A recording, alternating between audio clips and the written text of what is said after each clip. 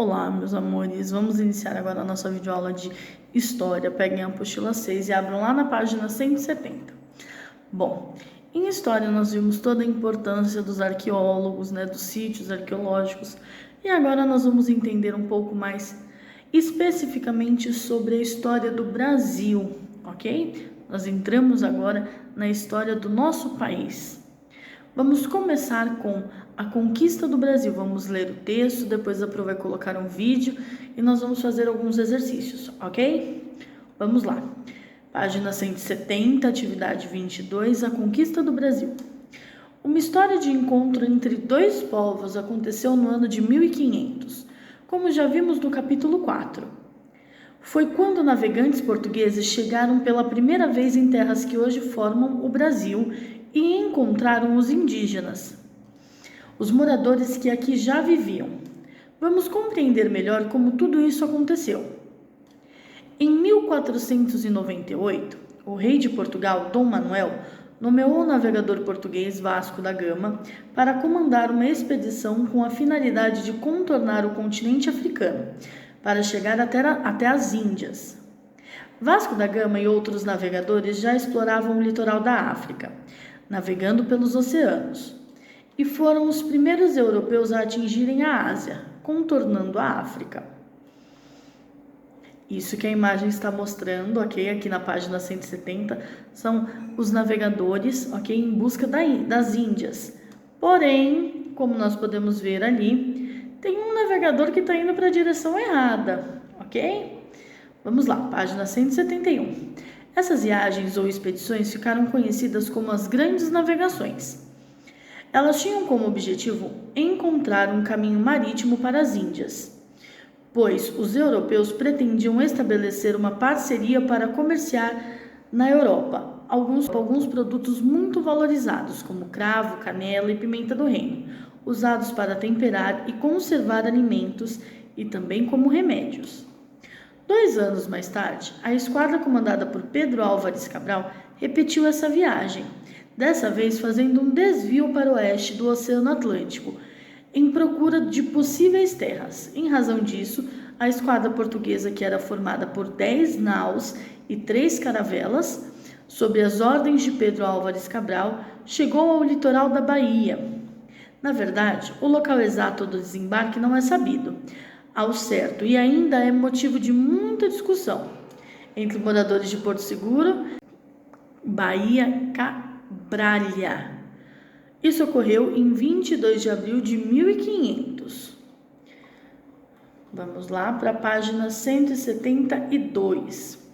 Observe no mapa a seguir, esse que a Pro está colocando aqui na tela. O caminho percorrido por 3 grandes navegadores, Bartolomeu Dias, Pedro Álvares Cabral e Vasco da Gama. Em laranja, aqui perto, contornando o continente africano, aqui a África, nós temos Bartolomeu Dias. Nesse pontilhado lilás, nós temos Pedro Álvares Cabral, foi a viagem que ele fez. E de verde nós temos a viagem de Vasco da Gama, do Vasco da Gama. Prestem bastante atenção na direção. Todos saíram de Portugal. Bartolomeu Dias chegou no Cabo das Tormentas, ali em Boa Esperança, lá embaixo no continente africano, e voltou.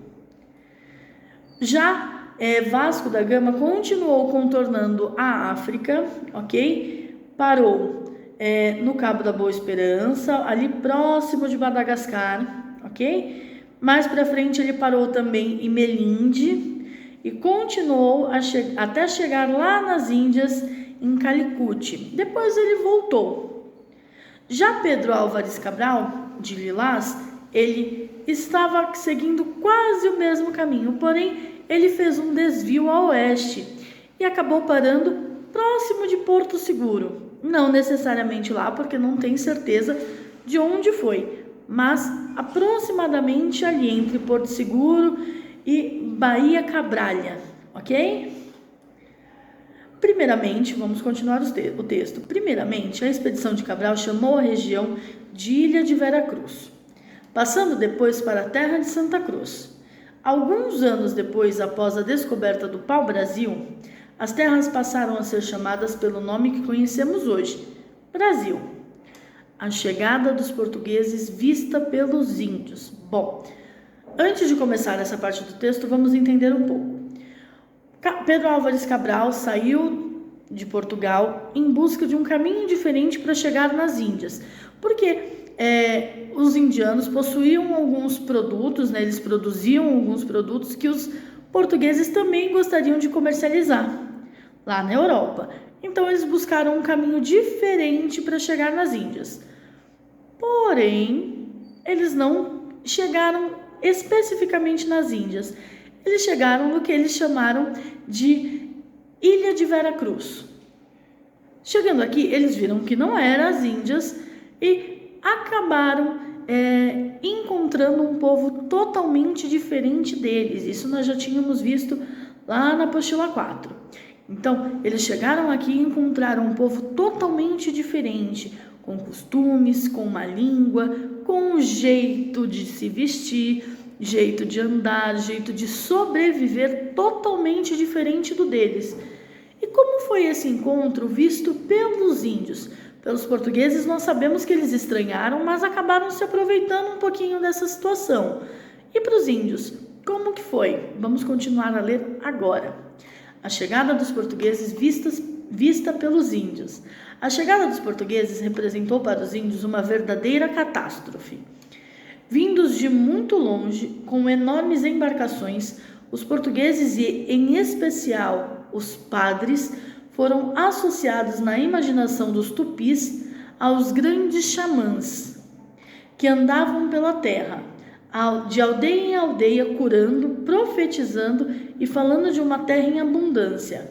Os brancos eram ao mesmo tempo respeitados, temidos e odiados como homens dotados de poderes especiais. Quem escreveu esse texto que nós lemos foi Boris Fausto. E nós podemos encontrá-lo no livro História Concisa do Brasil, São Paulo, Eduesp e Mesp, 2001, página 16. Vamos lá.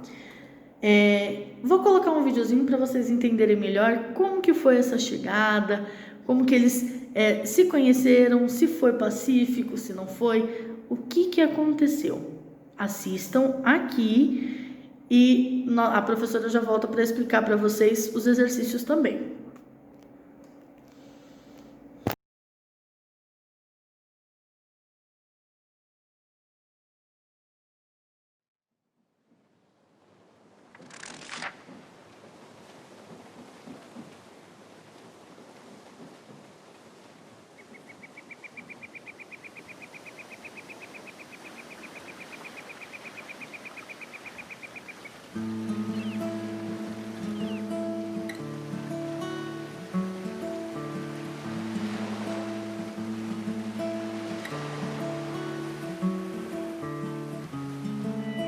Espantado viu-se indígena ao chegar das caravelas. Era Cabral, achando que aqui eram as Índias. E sem querer, querendo, no Manau ele atracou. Abaixou as velas e aqui se apresentou. Olá, eu sou Cabral, você quem é? Sou indígena aqui, sou morador. Caço vivo nessa terra verdejante, cheia de cor. E assim se fez um laço, um passo ao futuro, adentrando as matas, desbravando seus costumes. Tupi-Guarani, Tupinambá, Tupiniquim, Caeté, Potiguar, todos falantes da língua tupi, mostraram a Cabral a cultura daqui. Homens, mulheres, cada qual com função, pesca e caça, cozinha, artesão. muita cultura, gente a trabalhar, já existiam antes de Cabral chegar. Assim nem tudo foi tão tranquilo, muitos sofreram, outros resistiram. Hoje sabemos da contribuição desse encontro pra nossa nação. E assim, quando Cabral aqui chegou, viu as maravilhas e belezas dessa terra, o grande povo que aqui havia. Porém, nada ficou como era. Muito se perdeu com as guerras, as armas de fogo e as doenças trazidas pelo homem branco em suas vindas e idas, e que o índio muitas vezes não suportou. Mas hoje não seríamos esse grande povo sem os nossos antepassados indígenas e toda a imensa cultura que herdamos e carregamos em nossa fala, nossas casas e em toda a nossa vida.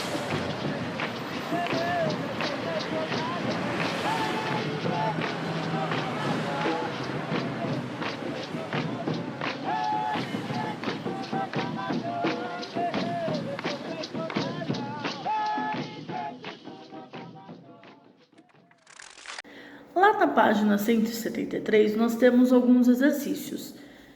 Vamos começar com o exercício 1. O texto a seguir foi escrito por um indígena.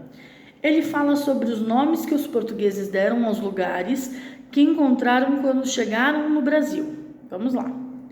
Lembrando que os índios já viviam aqui muito antes do que da chegada dos portugueses, ok? Então, quando os portugueses chegaram aqui, eles começaram a nomear uma terra que já existia. Eles deram nome às coisas, mas já existiam alguns nomes para aquilo. Porém, vamos ver como os índios interpretaram essa mudança. Vamos lá. Antes de os portugueses chegarem, cada lugar de nossa terra tinha um nome. Os rios já tinham um nome. As lagoas já tinham um nome. Mas logo os portugueses trocaram os nomes de tudo. O lugar onde eles encostaram as caravelas, eles chamaram de Porto Seguro. O primeiro morro que eles enxergaram, eles chamaram de Monte Pascoal. Os Tupiniquim já tinham dado nome para esses lugares. Os portugueses mudaram o nome da terra. Vocês acham que eles interpretaram isso de uma forma positiva, como algo bom? Os portugueses chegarem mudando tudo? É bacana essa mudança? Foi bacana essa mudança? Responda de acordo com o texto. A. Antes de os portugueses chegarem ao Brasil, qual povo indígena já tinha dado nome à terra, aos rios e às lagoas? Isso de acordo com o texto que nós lemos aqui em cima, ok? Qual nome, B? Qual nome os portugueses deram ao lugar onde eles encostaram as naus e caravelas? E ao primeiro monte que eles enxergaram, qual foi o nome que eles deram? Então, vocês vão pegar no texto e escrever na letra B também. 2. Na próxima página. Assinale qual das alternativas mostra a ideia principal do texto da questão anterior. A. Os portugueses nomearam terras, rios e lagoas, porque os indígenas não haviam dado nomes a elas. B. A chegada dos portugueses mudou a vida dos povos que aqui viviam, pois os nomes das terras, rios e lagoas foram mudados e a terra foi tirada dos indígenas. Ou C. Os indígenas pediram para os portugueses mudar os nomes das terras. Ou D. Os portugueses mudaram somente o nome da terra. Qual das alternativas está explicando direitinho o texto e as questões anteriores? 3. Exercício 3 agora. Complete o texto com as palavras do quadro. Nós temos Índias, Oceano Atlântico, Oeste e Portugal. Vocês vão ler esse pedaço do texto e completar as frases com as palavras que nós temos no quadro, ok? Página 175 e última de hoje, nós temos um quadro, ok? Retratando a vida indígena naquela época. Nós temos que olhar esse quadro e responder na A, o que o artista está retratando. E na B, qual teria sido a intenção do artista ao pintar esse grupo indígena? Vamos lá. O Brasil, por todas as suas cores, toda a sua diversidade, ele foi visitado por muitos artistas. E esse quadro representa exatamente a visão de um dos artistas sobre o nosso país e os povos que aqui viviam, ok? Primeiro, o que o artista está retratando? Vocês vão olhar direitinho, prestem bastante atenção nessa imagem, tá bom? B, qual teria sido a intenção dele ao retratar isso? O que o artista queria passar para as outras pessoas? O que ele queria transmitir? É isso que vocês vão marcar na B.